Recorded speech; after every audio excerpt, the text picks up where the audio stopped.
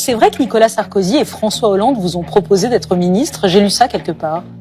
Nicolas Sarkozy et Jacques Chirac. François Hollande, je ne m'en souviens pas. Nicolas Sarkozy et Jacques Chirac vous ont proposé d'être ministre. Pourquoi vous avez dit non? Et c'était pour faire quoi? Parce que je considérais que c'était pour faire rien du tout. Qui se souviennent des ministres qui sont passés depuis une vingtaine ou une trentaine d'années où la dictature molle dont je parle, celle de la finance spéculative mondiale, a pris la place de la démocratie et du modèle démocratique que nous avons constitué dans ce pays et qu'il faut... Vous considère comme un sous-candidat, quoi. Un candidat de merde et inutile. De merde? De merde, oui. Comme s'il pouvait y avoir en France des candidats réels et des candidats de merde dont on n'a pas besoin.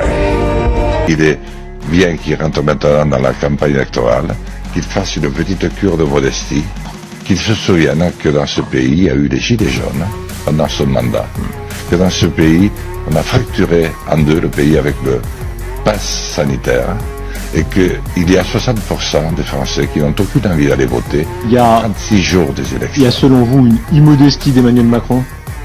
C'est pas une immodestie, c'est le fait qu'il n'a jamais été un élu local, et puis il a eu une réussite exceptionnelle et des financements hors du commun. Quand vous avez Rothschild au cul, c'est facile d'avancer. Quand vous avez un crédit agricole qui ne vous paye pas, vous n'allez pas très loin. J'ai estimé que votre attitude à vous, journalistes, était devenue aussi insupportable que la nôtre. C'est la faute des journalistes? Une attitude de lâcheté. Pourquoi? Parce que vous êtes en train de regarder, de poser toujours les mêmes questions, toujours aux mêmes. Les 3 ou 4 que vous avez sélectionnés comme étant avec vos amis les sondeurs d'opinion, ceux qui iront au bout. Vous pouvez pas dire ça Vous sur pouvez pas dire ça sur France France Télévisions. Télé. On vous a invité. Vous avez été invité plus de 10 fois depuis le mois de septembre sur nos différentes antennes. Vous auriez me fait de rappeler combien j'avais été invité auparavant. Parce que là, il fallait rattraper le temps, vous comprenez. Et vous avez encore du travail.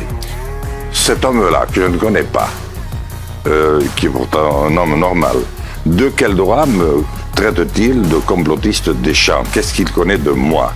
Qu'est-ce qu'il connaît des gilets jaunes quand il les traite de vermine?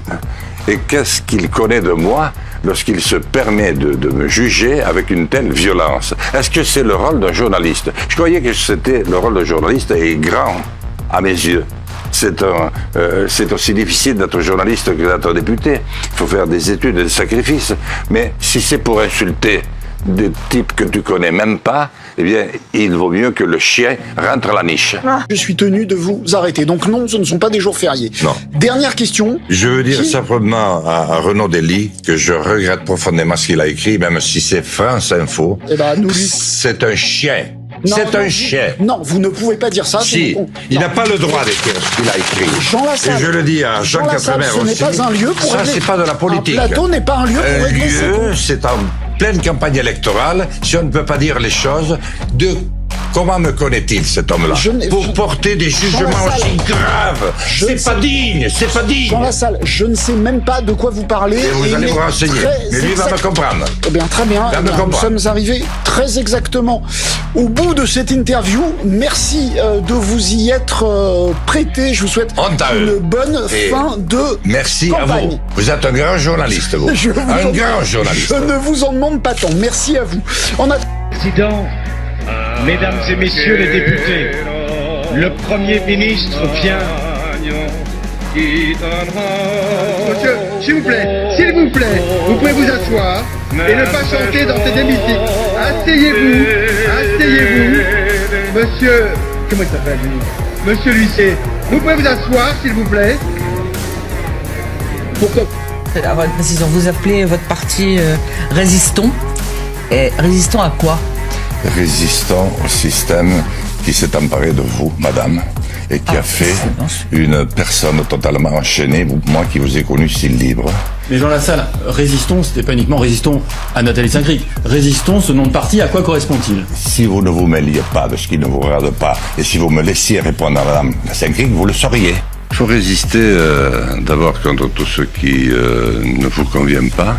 Moi, il y avait beaucoup de choses. Et puis, plus largement, contre un système qui s'est substitué au modèle démocratique que nous avons eu la chance de connaître pendant trentaine, quarantaine d'années, où l'expression était beaucoup plus libre, et maintenant le système a tout écrasé financièrement.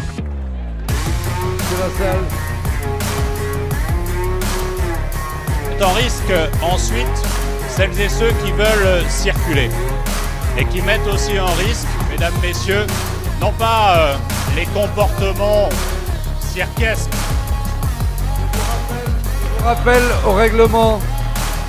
Monsieur Lassalle, veuillez immédiatement retirer ce gilet. Monsieur Lassalle, s'il vous plaît, allez manifester hors de cet hémicycle. S'il vous plaît.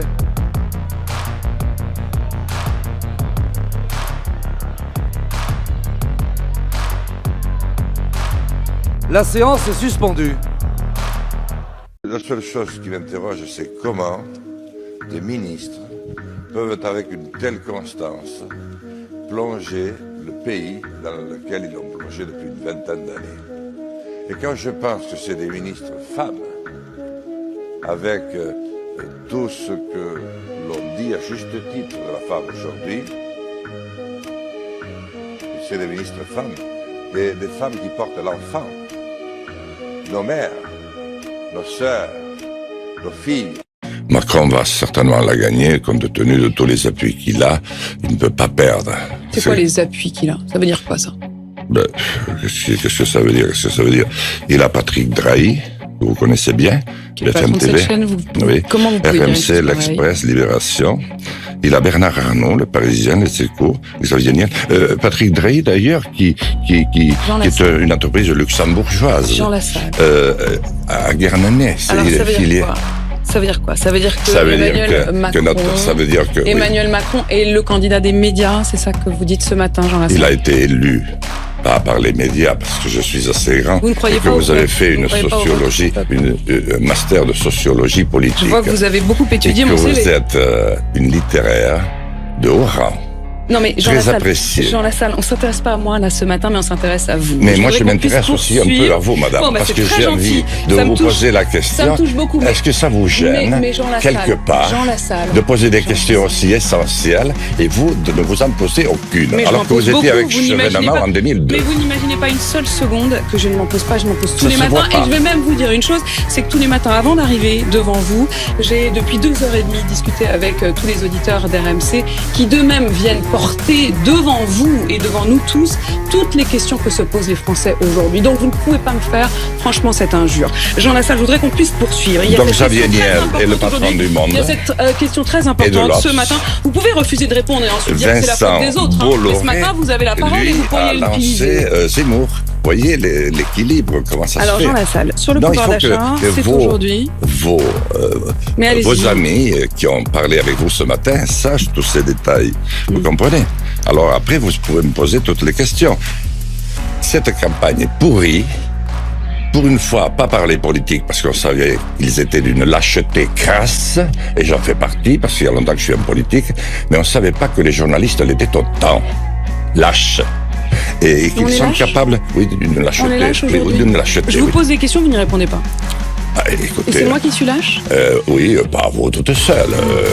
Vous avez dit que c'est une campagne de merde. C'est pas excessif? Non. Vous le pensez vraiment? Oui. Oui. Si quelqu'un y a cette puissance de feu, je marchais avant toi, j'ai fait moins de tapage, et moi j'ai fait 6000 km et toi t'es resté chez toi. Bien.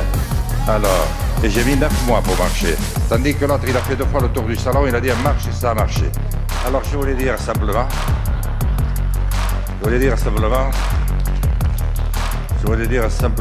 et l'autre, il n'a même pas tenu à m'inviter ce soir parce que je ne suis rien. Il faut être, si, disons les choses, ou alors tu fais gaffe avant de parler. Bien, Madame la Présidente.